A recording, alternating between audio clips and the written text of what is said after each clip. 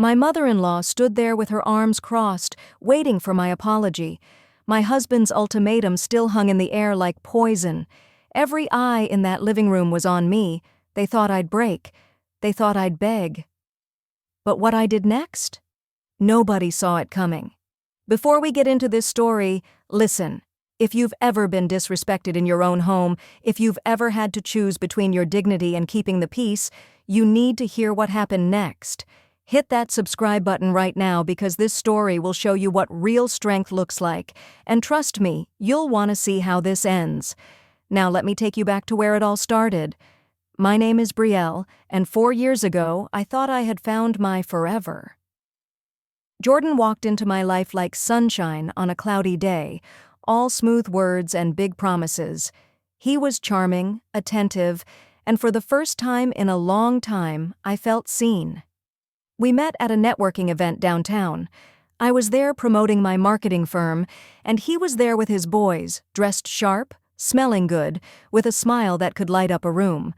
By the end of that night, we'd exchanged numbers, and 3 months later, we were inseparable. Jordan made me feel like a queen. Date nights every weekend, surprise flowers at my office, long phone calls that stretched into the early morning. He talked about building a future together, about legacy and family and growing old on a porch somewhere. I fell hard, and when he proposed on a beach in Miami with both our families watching, I said yes without hesitation. I was 30 years old, successful in my career, and ready to build something real with someone I loved. But here's the thing about love. It can blind you to red flags waving right in front of your face, and the biggest red flag in my marriage? Her name was Lorraine. Jordan's mother seemed sweet enough when we were dating. She was polite, welcoming, even she'd hug me at family dinners and tell Jordan he'd picked a good one. But the moment that wedding ring slid onto my finger, something shifted. It was subtle at first, little comments here and there. "Oh, you're wearing that?" Or, "Jordan's favorite meal is pot roast, not this." I'd laugh it off, thinking she was just being a protective mother. Jordan would say, "That's just how she is, babe. Don't take it personal." But it got worse after we bought the house. Let me be clear, when I say we bought the house, I mean I bought the house. I put down $80,000 from my own savings, money I'd been stacking since I was 23. Jordan's credit wasn't good enough to qualify for the mortgage, so my name went on everything. The house, the utilities, the insurance, all me. Jordan promised he'd contribute once he got back on his feet. He was between jobs, trying to start a business that never quite took off. I supported him because that's what wives do, right? I carried 70% of the bills while he figured things out. And Lorraine? She had a key. Jordan gave it to her without asking me, said it was for emergencies, but emergencies in Lorraine's mind meant showing up unannounced on Tuesday afternoons to rearrange my kitchen cabinets. It meant walking into my bedroom while I was getting dressed to drop off food I didn't ask for. It meant criticizing how I folded towels, how I organized the linen closet, how I chose to decorate my own living room. And every single time I brought it up to Jordan, he'd shut me down. "She's my mother. She's just trying to help. Why are you being so difficult?" I tried to keep the peace. I swallowed my frustration, bit my tongue, smiled through gritted teeth. I told myself it would get better. But it didn't. Lorraine got bolder. The comments got sharper. "When are you giving me grandbabies? You're not getting any younger." "Jordan needs a wife who knows how to cook soul food right. You work too much. A man needs his woman at home." And Jordan never, not once, defended me. He'd nod along or change the subject, leaving me standing there feeling small and invisible in my own marriage. Then came Denise's birthday. Denise is Jordan's younger sister, and she was turning 28. Jordan suggested we host a family dinner at our place. I agreed because I genuinely liked Denise. She was sweet, down to earth, nothing like Lorraine. So I went all out. I took 2 days off work to prepare. I deep cleaned the entire house, scrubbed baseboards, washed windows. I cooked Jordan's family favorites: Fried chicken, mac and cheese, collard greens, candied yams, cornbread from scratch. I baked a 3-layer red velvet cake with cream cheese frosting because Denise mentioned once it was her favorite. I set the dining table with my good dishes, bought fresh flowers, hung decorations. I wanted everything to be perfect. The party was scheduled for 6 in the evening. I had an important presentation at work that morning, so I planned to leave the office by 4 to get home and do final touches. But my presentation ran long, and I didn't leave until 4:30. I texted Jordan to let him know I'd be there by 5:30. Still plenty of time before guests arrived at 6. I pulled into my driveway at 5:40, a little stressed but confident everything was ready. I walked through my front door, and my stomach dropped. Lorraine was in my kitchen. She'd let herself in with that key, and she'd completely taken over. The decorations I'd hung? Moved. The food I'd spent hours cooking? Rearranged on different platters? My red velvet cake? Shoved in the corner of the counter. And in the center of my dining table sat a store-bought cake with "Happy Birthday Denise" written in blue icing. I stood there, purse still on my shoulder, trying to process what I was seeing. Lorraine looked up at me and smiled like nothing was wrong. "Oh good, you're home. I got here early and saw you needed help, so I fixed everything." "You're welcome, honey." Fixed everything. Like I was a child who'd made a mess. Like my effort meant nothing. I felt heat rising in my chest, but I kept my voice calm. "Lorraine, I had everything prepared. Why would you change it?" She waved her hand dismissively. "Girl, please. I know you're busy with that little job of yours. I just wanted to make sure everything was done right for my baby's birthday." My little job, the job that paid for the house she was standing in. I took a deep breath. "Lorraine, I appreciate you wanting to help, but this is my home. I spent days preparing for today. You can't just come in and take over without asking." Her face changed. The fake sweetness disappeared. "Excuse me, I was doing you a favor." "I didn't ask for a favor, and actually, I need the house key back. You can't keep letting yourself in whenever you want." You would have thought I slapped her. Her hand flew to her chest, her eyes went wide, her mouth dropped open. "Jordan!" she yelled. "Jordan, get in here!" Jordan came rushing in from the garage. "What's wrong? What happened?" Lorraine's eyes filled with tears. Real tears, y'all. This woman could have won an Oscar. "Your wife just disrespected me. She's demanding I give back the key, acting like I'm some kind of criminal in her home." Jordan's face hardened as he looked at me.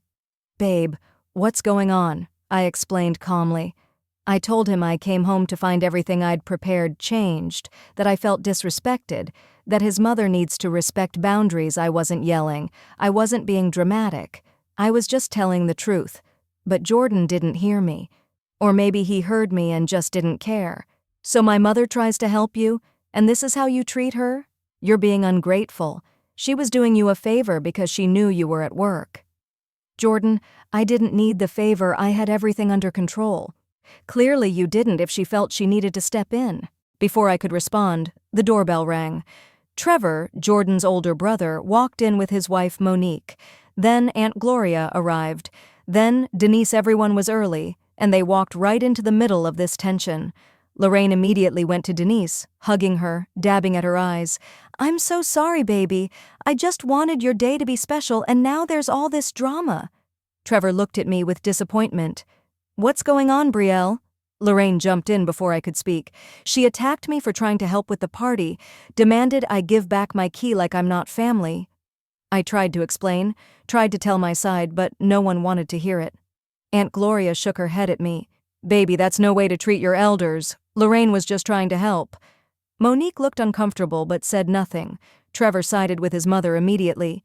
Even Denise, sweet Denise, looked at me like I'd ruined her birthday. Jordan pulled me aside into the hallway. His jaw was tight, his voice low and angry. "You need to fix this, right now." "Fix what? I set a boundary." "You embarrassed my mother in front of the family." "She embarrassed herself by overstepping." "That's my mother, Brielle. She can do whatever she wants." "This is my house too, Jordan. Our house, and my family is welcome here any time." We went back and forth, our voices getting louder until we realized everyone could hear us. We walked back into the living room, and all eyes turned to us. The tension was suffocating. We sat down for dinner, but the whole meal was uncomfortable. Lorraine's store-bought cake was served. My red velvet cake sat untouched. Passive-aggressive comments flew across the table. Some women just don't appreciate family. I raise my boys to respect their elders. I sat there, eating in silence, watching my husband nod along with every jab his mother threw. After dinner, Jordan pulled me into the kitchen. His face was red, his hands were shaking. "You need to apologize to my mother. Right now." "For what exactly? For asking for respect in my own home? For being rude? For making her cry? For ruining Denise's birthday?" "I didn't ruin anything. Your mother did by taking over my party. That's it. I'm done with this." He grabbed my arm and pulled me back into the living room where everyone was sitting. The room went quiet. Jordan stood there, looking at me with something I'd never seen before: contempt. "You need to apologize to my mother," he said, loud enough for everyone to hear. "Right now." I looked at him, really looked at him. "Jordan, I'm not apologizing for setting a boundary." "Then pack your things and get out." The room went silent. You could have heard a pin drop. Everyone froze. Lorraine sat on my couch with her arms crossed, a satisfied look on her face. Aunt Gloria shook her head. Trevor stared at me, waiting. Monique's eyes were wide. Denise looked like she wanted to disappear. "Say sorry to my mother or get out," Jordan repeated. "I'm not playing with you." They all expected me to break, to cry, to beg, to fall at Lorraine's feet and apologize for having a backbone. I could see it in their faces. They thought I'd choose my marriage over my dignity. I stood there for what felt like forever, but was probably only 30 seconds. My mind was racing, but my heart was clear. I looked at Jordan, and something inside me shifted. This man, who promised to protect me, was throwing me out of my own house to please his mother. This man, who I'd supported financially and emotionally for years, couldn't support me for 5 minutes. I took a deep breath and smiled. "You're absolutely right, Jordan." Everyone relaxed. Lorraine's smile got bigger. They thought I was about to apologize. "You're right that someone needs to leave," I continued, "but it's not going to be me." I walked calmly to the kitchen, opened the drawer where we kept important documents, and pulled out the folder with the house deed. I walked back into that living room and placed it on the coffee table. Then I pulled out my phone and opened my banking app. "Let me clear something up for everyone here," I said, my voice steady and strong. "This house? I bought it. That's $80,000 of my money as the down payment. The mortgage is in my name because Jordan's credit wasn't good enough to qualify. I've been paying 70% of all the bills in this house for the past 2 years while Jordan figured things out. The electricity you're using right now, I paid that bill. The water in that bathroom? I paid for that too.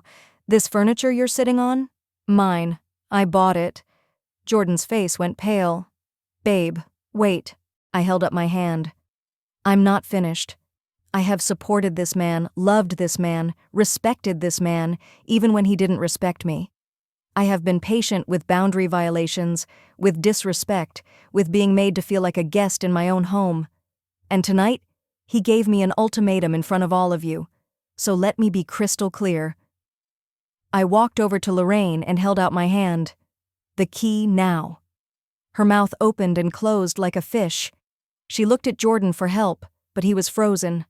I didn't move. I just stood there with my hand out, staring her down. Finally, she fumbled in her purse and dropped the key into my palm. "Thank you," I said. Then I turned to Jordan. "You have until Sunday at noon to get your things out of my house. After that, the locks will be changed and anything left behind will be on the curb." "Brielle, you can't be serious," Jordan stammered. "Let's talk about this." "We're done talking. You made your choice when you told me to get out of my own house. I'm just making it easier for you." Lorraine stood up, outraged. "You can't do this to my son." I looked at her dead in the eye. "Watch me." I walked upstairs to my bedroom and locked the door. My hands were shaking, my heart was pounding, but I felt more alive than I had in years. I could hear chaos downstairs. Raised voices, Lorraine crying, doors slamming. I didn't care. I pulled out my phone and texted my best friend Angela and my sister Simone, "I need you, now." They were at my house in 20 minutes. By the time I came back downstairs, most of the family had left. Jordan was still there, sitting on the couch looking defeated. He tried to talk to me. "Baby, please, let's just calm down and discuss this like adults." "We're done discussing. You chose your mother over your wife. Now live with that choice." Angela and Simone stood on either side of me like bodyguards. Jordan looked at them, then back at me, and realized I wasn't backing down. He grabbed his keys and left. Lorraine followed him, throwing me dirty looks over her shoulder. That night, I called a locksmith. By midnight, every lock in my house was changed. I sat in my living room with Angela and Simone, eating my untouched red velvet cake, and I cried. Not because I regretted my decision, but because I mourned what I thought my marriage was supposed to be. The next 3 months were hard. Jordan tried calling, texting, showing up at my job. He sent his friends to talk to me. He promised to change, to set boundaries with his mother, to go to counseling. But I knew the truth. A man who respects you doesn't wait until he loses you to act right. I filed for divorce. I kept the house. His family tried to paint me as the villain on social media, talking about how I abandoned their son in his time of need, but I didn't engage. I knew my truth. The surprise came from Monique, Trevor's wife. She reached out to me privately 2 months after everything went down. She said watching me stand up for myself gave her the courage to do the same. She'd been dealing with Lorraine's interference in her marriage for 6 years. After seeing what I did, she sat Trevor down and set boundaries. She thanked me for showing her that it was possible to choose yourself. That meant more to me than anything because that's what this was really about. Choosing myself, choosing my peace, choosing my dignity over a marriage that was slowly killing my spirit. Today, I'm thriving. I'm still in my house, the one I worked hard for. I got a promotion at work. I'm surrounded by people who actually respect me, and I've learned the most important lesson of my life. Your peace is not negotiable. The people who truly love you will never ask you to disrespect yourself to make them comfortable. Listen, I'm going to tell you something important. Your peace is not worth sacrificing for anyone. Not a husband, not a mother-in-law, not anyone. The moment Jordan gave me that ultimatum, he showed me exactly who he was, and I chose to believe him. Now, if this story resonated with you, if you've ever had to stand up for yourself when everyone wanted you to back down, drop a comment and let me know. Share this video with someone who needs to hear it. And if you haven't subscribed yet, what are you waiting for? Hit that button because I've got more stories that'll remind you of your power. Remember, the people who truly love you will never ask you to disrespect yourself to make them comfortable. Never forget that. I'll see you in the next one.